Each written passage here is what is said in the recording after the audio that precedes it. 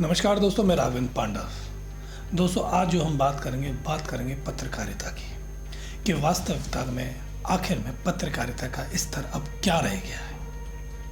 जहां देखो जिधर देखो पत्रकारिता के नाम पर झूठ पे झूठ परोसा जा रहा है। मतलब कि देश की जनता को गुमराह किया जाता है और एक प्रोपोगंडा के तहत यानी कि एक एजेंडा के तहत हिंदू मुस्लिम का पाठ पढ़ाया जाता है। दोस्तों, आपने देखा होगा ज़्यादातर न्यूज़ चैनलों में कुछ मौलानाओं को बुलाकर, कुछ पार्टी के लोगों को बुलाकर एक डिबेट तैयार की जाती है, जबकि वो डिबेट नहीं होता, वो एक रंगमंच कह लीजिए, वो रंगमंच होता है। अगर आप इसको एक एंटरटेन के तौर पे अगर आप देखेंगे तो वास्तविकता में आपका समय गुजर जाएगा। लेकिन अगर आप ये हिंदू मुस्लिम का पाठ समझते हुए अगर आप देखेंगे तो निश्चित मानिए पूरा देश का भविष्य अंधकार में नजर आएगा और आप खुद उस झूठ के साए में फंसते हुए नजर आओगे, जैसा कि होता हुआ आ रहा है। दोस्तों, अभी एक हैशटैग चल रहा है, आई सपोर्ट अर्नब गोस्वामी। ये हैशटैग क्यों चल रहा है, क्यों सोशल मीडिया पे ये ट्रेंड हो रहा है, इन्हीं सब बातों का आज हम एक्सपोज करेंगे इस एपिसोड के अंदर कि आखिर क्यों ट्रेंडिंग में आया और क्यों अर्नब गोस्वामी पे हमला हुआ। क्या वजह थी कि अर्नब गोस्वामी ने सोनिया गांधी के ऊपर टिप्पणी करी। इन सब बातों को एक एक तरीके से समझने की कोशिश करेंगे, तो बने रहिए, देखते रहिए the Raghavendra Pandav show. I'm telling you, Sonia Gandhi, we have the support of the people of India, and I want to see what you can do. So, Sonia Gandhi, bring it on. For everyone who's watching this today, I'm going to be filing a complaint. दोस्तों, एक hashtag चल रहा है, I support Arnab. क्यों चल रहा है, मैं अब आपसे ज़्यादा लंबी बात नहीं करूँगा, डायरेक्ट टॉपिक पे आऊँगा। हुआ ये है कि अर्नब गोस्वामी जी ने अपने स्टूडियो के अंदर कुछ लोगों को बुलाकर कुछ सवाल जवाब करने चाहे, वो भी पालघर की घटना को लेते हुए। अब पालघर की घटना थी चूँकि उसमें साधु संतों की बहुत ही बेरहमी से हत्या हुई थी और उसके अंदर एक ड्राइवर भी मारा गया था, लेकिन वो ड्राइवर उनके लिए महत्वपूर्ण नहीं था, महत्वपूर्ण थे वो साधु संत। और उन साधु संतों को लेकर उन्होंने सीधा निशाना साधा सोनिया गांधी के ऊपर, जबकि सोनिया गांधी ना ही कोई मंत्री हैं, ना ही कोई प्राइम मिनिस्टर की कुर्सी पे बैठी हैं। मतलब कि वो इस समय कांग्रेस की अध्यक्ष हैं, वो भी दूरदर्शिता के तौर पर। और अर्नब गोस्वामी ने सीधे उनके ऊपर एक टिप्पणी कर दी। क्या बोला था, आइए जानने की कोशिश करते हैं इस वीडियो के माध्यम से। आपके पार्टी के रोम से आए हुए इटली वाली सोनिया गांधी चुप नहीं रहती। आज वो चुप है, मन ही मन में मुझे लगता है वो खुश है। बिल्कुल वो खुश है कि संतों को सड़कों में मारा गया, जहां पे उनकी सरकार है। रिपोर्ट भेजेगी वो इटली में रिपोर्ट भेजेगी, मैं बोल रहा हूं, वो इटली में रिपोर्ट भेजेगी। देखिए, जहां पे मैंने एक सरकार बना ली, वहां पे हिंदू संतों को मैं मरवा रही हूं और वहां से वाहवाही मिलेगी उसको, विक्रमादित्य जी। वाह बेटा वाह, बहुत अच्छा किया सोनिया गांधी, अंतोनिया माइनो। शर्म आनी चाहिए इन लोगों को। मैं इसलिए दिखा रहा था कि आप देखिए कि एक एंकर यानी कि एक पत्रकार की ये भाषा शैली है। मतलब आज की डेट में पत्रकारिता अब एक एक्टिंग का अखाड़ा हो गया। वो एक नाटकीय अंदाज में वो सीधे सवाल पूछते हैं सोनिया गांधी के ऊपर कि पालघर की घटना पर जब 2 साधु मार दिए जाते हैं तो आप क्यों चुप हैं। रोम से आए हुए इटली वाली सोनिया गांधी चुप नहीं रहती। अब दोस्तों, अब सवाल ये उठता है कि पहली बात कि आपने जो सवाल सोनिया गांधी से पूछा तो आपको पहले ये मालूम होना चाहिए था कि सोनिया गांधी की अगर आप सरकार को लेकर सवाल उठाते हैं जो कि सम्मिलित में है, तो वहाँ पर गिरफ्तारी हो चुकी है। 101 आदमियों को गिरफ्तार कर चुके हैं और वो लिस्ट भी जारी कर दी गई है, जिसके अंदर बीजेपी की सरपंच भी इन्वॉल्व है और उसके अलावा 4-5 सदस्य और भी हैं। तो सवाल सोनिया से पूछना चाहिए कि बीजेपी सत्ताधारियों से पूछना चाहिए। दोस्तों, बात क्या है, बात ये नहीं है कि उनको सोनिया को टारगेट करना था। बात यह है कि जो पत्रकार होते हैं जो एक टीआरपी के चलते अपने न्यूज़ चैनलों को चलाते हैं और एक एजेंडा के थ्रू जो एक पार्टी के साथ बंद कर कार्य करते हैं और सिर्फ उसी पार्टी के गुणगान करते हैं और उसी पार्टी के तलवे चाटने के बाद जब ये अपनी बातें करते हैं तो दोस्तों तय मानिए कि वो नफरत के बीज ही बो रहे होते हैं।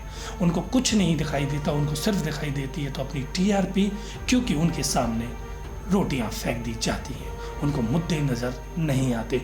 यही हुआ अर्नब गोस्वामी के साथ।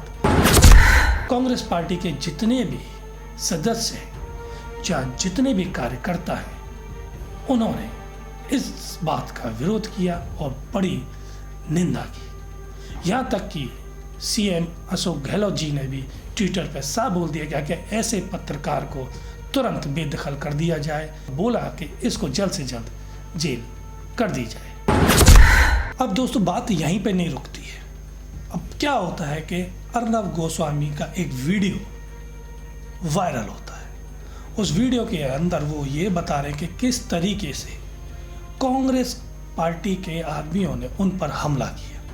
They were Congress workers, youth Congress workers, who had said that they had been sent to attack me, and youth Congress workers who said they had tailed me and they were given instructions by their higher-ups to attack me. अब दोस्तों इस अर्नब गोस्वामी के हमले पर कुछ सवाल उठते हैं और सवाल ही जवाब होंगे जिसका आप खुद मूल्यांकन करके बताएंगे कि वास्तव में क्या अर्नब गोस्वामी पर हमला हुआ था, और हमला हुआ था तो कहीं ये भूमिका पहले से तो नहीं बनाई गई थी। और दोस्तों इन सब बातों का प्रश्न उठना भी लाजमी है। क्यों? क्योंकि जो मैं अब बताने जा रहा हूँ आपको, जो दिखाने जा रहा हूँ जिन साक्ष्यों के साथ, तो अपने आप में खुद एक सवाल बन जाते हैं। चलिए एक एक करके आते हैं। अब जैसा कि अर्नब गोस्वामी जी ने बोला कि उन पर हमला हुआ और यूथ कांग्रेस के आदमी थे और सिक्योरिटी वालों ने ही उनसे पूछा, तो दोस्तों पहला तो ये आता है कि अगर आप पर हमला हुआ और जब आप एक बहुत अच्छी सिक्योरिटी के साथ चलते तो वो हमला आप पर कैसे हो गया, पहला। दूसरा कि जब लॉकडाउन चल रहा है, हर जगह चप्पे चप्पे पे पुलिस है, तो वो दो आदमी आप पर ये कार्य करने के लिए यानी कि हमला करने के लिए कहाँ से आ गए, और आ गए तो उसका कोई वीडियो क्यों नहीं है। अब इन सवालों के बाद यानी कि अब ये जो सवाल उठे, अब इनके बाद आते हैं मेन सवाल। अब मेन सवाल ये है कि दोस्तों अब आप खुद अंदाजा लगाइए कि आप किसी चैनल में काम कर रहे हैं और अच्छे पद पर हैं, अच्छे पद पर हैं और वाइफ आपके साथ है। ये होता है कि जब भी कोई घटना होती है तो आदमी या तो अपने घर पे बोलता है या पुलिस स्टेशन पे करता है, या कोई उससे रिलेटेड यानी कि कुछ पावर वाली जगह पर अगर वो होता है तो वो उस पावर पॉइंट पर ही जाकर सबसे पहले अपनी शिकायत दर्ज कराता है। आर रिपब्लिक भारत के ये रिपोर्टर हैं तो लाजमी बनता है कि ये सबसे पहले शिकायत करेंगे आर भारत को। तो दोस्तों इन्होंने आर भारत पर शिकायत करी और शिकायत करने के बाद आर भारत ने पहला जो ट्वीट दिया वो दिया 1:06 पर अपने ट्विटर हैंडल से कि अर्नब गोस्वामी पर अटैक हुआ है। अब दोस्तों सवाल कहाँ खड़ा होता है? सवाल वहाँ पर खड़ा होता है जहाँ से ये शुरुआत होती है। दोस्तों ये ट्विटर हैंडल पे से यानी कि आर भारत के ट्विटर हैंडल से 1:06 पर जब ये ट्वीट होता है कि अर्नब गोस्वामी पे हमला हुआ, तो संबित पात्रा को कहाँ से पता चल जाती है कि अर्नब गोस्वामी पे हमला हुआ, क्योंकि उनका ट्वीट इससे 1 मिनट पहले ही आया था, यानी कि 1:05 पर ये ट्वीट आया संबित पात्रा का। तो ये जब ट्वीट आर भारत से पहले आता है तो अपने आप में ये खुद एक सवाल खड़ा कर देता है। यही नहीं दोस्तों, आर भारत ने अपना पहला वीडियो जो डाला था वो 1:31 पर डाला था, और 1:31 पर जब डाला तो गौरव पंडई हैं, उन्होंने मेटा डेटा के अनुसार ये बताया है कि ये जो वीडियो अर्नब गोस्वामी ने रात को 1:31 पर डाला है वो सरासर काफ़ी घंटे पहले का बनाया हुआ है। तो दोस्तों ये सवाल उठते हैं कि संबित पात्रा जैसे को कैसे पता चल जाती है कि ये अर्नब गोस्वामी के साथ हुआ है। अब चलिए दोस्तों, अब चलते हैं अर्नब गोस्वामी वास्तविकता में है क्या, आखिर इनका इतिहास क्या है, क्या ये झूठ फैलाने में कम है कि सबसे बड़े महारथी हैं। तो दोस्तों मैं आपको बता देता हूं कि अर्नब गोस्वामी सबसे बड़े महारथी हैं। दोस्तों जैसे संबित पात्रा के ट्विटर से सवाल उठता है, तो सवाल दूसरी बात पर भी उठता है अर्नब गोस्वामी के ऊपर, क्योंकि ये झूठ का सिलसिला, क्यों मैं बोल रहा हूँ ये झूठ का सिलसिला, इस टाइप की वारदात अर्नब गोस्वामी के साथ पहले भी हो चुकी थी सन 2002 में। जैसा कि उन्होंने एक मीटिंग के दौरान, यानी कि असम में एक पब्लिक मीटिंग थी, उस दौरान उन्होंने ये कहा। क्या कहा था पहले तो देखिए आप ये video. And in this program, it was about Gujarat. It was about Godhra. Narendra Modi has gone to Godhra and he's done a Sadbhavna Yatra.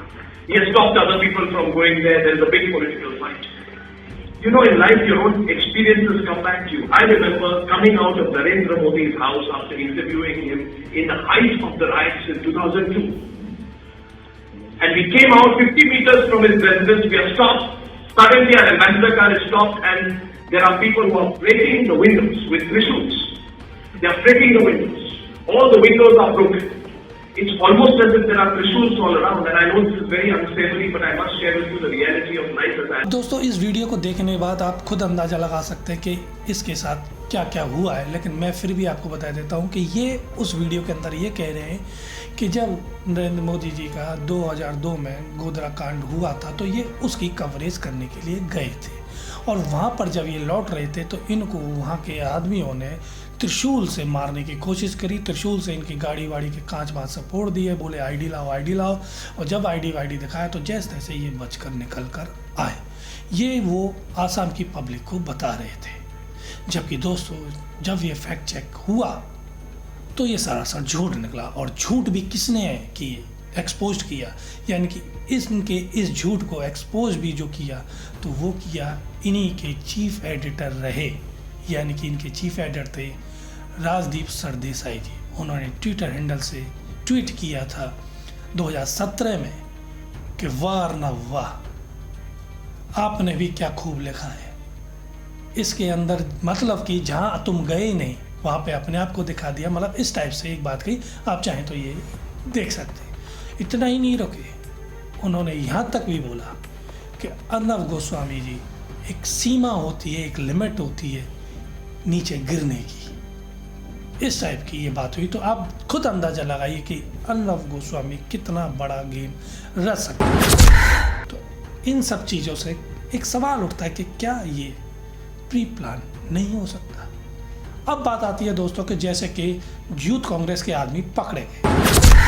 कोई भी आदमी कहीं से भी कुछ पैसों में खरीदा जा सकता है, और ये हर जगह होता है, ये मुझे बताने की ज़रूरत नहीं। क्या आज की डेट में ये क्वेश्चन उठने लायक था? क्या उनको इन मुद्दों पर चर्चा करनी थी?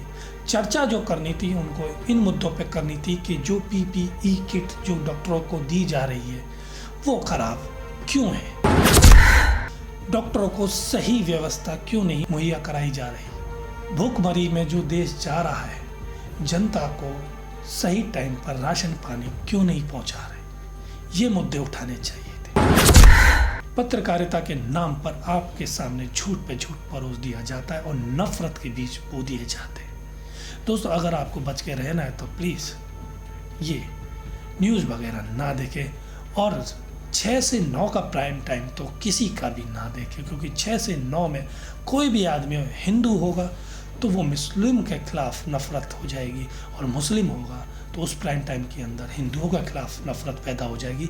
इस टाइप से ये लोग दिखाते हैं। विश्वास नहीं है तो आप 6 से 9 का प्राइम टाइम देख लीजिए। दोस्तों माना कि साधु संतों के साथ मॉब लिंचिंग हुई, और ये बहुत ही झंझोर कर रख देने वाली घटना थी, जिसका सब लोगों के अंदर आक्रोश है। लेकिन आपको ये सवाल सोनिया से ना करके आपको माननीय PM जी से, अमित शाह जी से और देश के उन आदमियों से, उन राजनेताओं से करना चाहिए था जो हिंदू मुस्लिम को लेकर चल रहे हैं। आपको वो मुद्दा उठाना चाहिए था कि आप लोगों के हिंदू मुस्लिम के एजेंडे से ये हो रहा है, हमारे देश में आपस में लोग मर रहे हैं। लेकिन आप मुझे एक बात बताइए कि साधु संतों की हत्या हुई वो आपके लिए एक मुद्दा था, वो आप बोल सकते थे कि मतलब जैसा कि आपने बोला कि क्या हमारे देश के अंदर साधु संतों की हत्या पर हम सवाल नहीं उठाएंगे, क्या उनके साथ ऐसा ही होगा? आप बटला हाउस पर रोई थी, लेकिन साधु संतों की हत्या पर आप बिल्कुल भी आंसू नहीं बहा रही हैं। ये जो उन्होंने जो बोला, तो मैं उनसे पूछना चाहता हूँ कि साधु संतों के लिए तो आपने बोल दिया, तो क्या आपको वो ड्राइवर नहीं दिखा जो ड्राइवर उस मॉब लिंचिंग में मारा गया? उसकी वो 2 बच्चियां नहीं दिखी जो आज भी इंतजार कर रही हैं कि मेरे पापा आएंगे और चॉकलेट लेकर आएंगे? आपको वो पत्नी नहीं दिखी जिसके आंसू अभी तक खत्म हो चुके हैं, उनकी राह देखते देखते कि मेरे पति आएंगे? आप तो उनकी आंखों में और उनकी माँ की आंखों में आंसू भी नहीं बचे। क्या वो इंसान नहीं था? इंसान सिर्फ वो साधु ही थे। आपको क्या वो ड्राइवर इंसान नहीं नजर आया? आपको क्या वो मुद्दा नहीं नजर आया? आप उसका नहीं पूछ सकते थे? उसके लिए सवाल नहीं खड़ा कर सकते थे?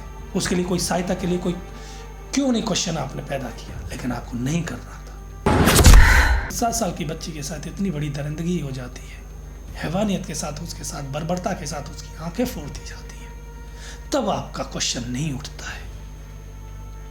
जब कोई आदमी किसी आदमी को सैनिटाइजर पिलाकर मार देता है और उसका केस लिखा जाता है कि गैर हत्या इरादतन में जब दर्ज कर लिया जाता है, तब आपके लिए वो क्वेश्चन नहीं होता। आपके लिए क्वेश्चन होगा तो हिंदू मुस्लिम को ही लेकर होगा।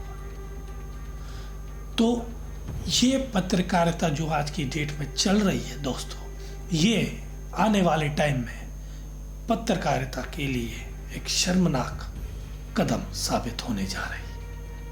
पत्रकारिता का स्तर इस कदर ये गिरा रही है और इस टाइप के लोग जो पत्रकार हैं, जो गोदी मीडिया वाले, इस कदर पत्रकार का स्तर गिरा रहे हैं कि आने वाले टाइम में पत्रकार कुछ नहीं कर पाएगा। क्योंकि पत्रकार जो सत्यता यानी कि जो विपक्ष बनकर जो सवाल पूछे वही असली पत्रकार होता है। लेकिन अगर आपने क्वेश्चन पूछ लिया तो सरकार उल्टा आपको अंदर डाल देगी, उल्टा आपसे सवाल जवाब लेगी, उल्टा आप पे देशद्रोह का इल्जाम लगा देगी। ये हमारा देश में पत्रकारिता का स्तर बन चुका है। हमारे माननीय श्री प्रधानमंत्री जी ने भी बोल दिया है कि भाइयों, इस समय सबको मिलकर रहना है, एकजुटता के साथ रहना है, क्योंकि ये जो महामारी है बहुत बड़ी विकट कंडीशन में आने वाली है। अगर हम लोगों ने एहतियात नहीं बरते, हम सबको मिलकर रहना है, क्योंकि ये कोई जात पात रंग वगैरह देखकर नहीं आती। ये सारी बातें हमारे प्रधानमंत्री जी बोल चुके हैं, योगी आदित्यनाथ जी भी बोल चुके हैं, अमित शाह जी भी बोल चुके हैं, लेकिन इन गोबर दिमाग वालों के दिमाग में नहीं घुस रहा है। तो दोस्तों, ये थे अर्नब गोस्वामी के लिए जो फैक्ट जो मैंने आपको बताए थे, जो अपने आप में एक सवाल खड़ा करते हैं कि वास्तविकता में ये कहानी कहीं रचाई हुई तो नहीं। दोस्तों, उम्मीद करता हूँ आपको हमारा ये एपिसोड पसंद आया होगा। अगर आपको हमारा ये एपिसोड पसंद आया तो प्लीज़ लाइक करें, शेयर करें, सब्सक्राइब करें और नोटिफिकेशन बेल को ज़रूर दबाएं। मिलते हैं अगले एपिसोड में एक नए टॉपिक के साथ। तब तक राघवेंद्र पांडा को इजाज़त दीजिए। नमस्कार, जय हिंद, जय भारत।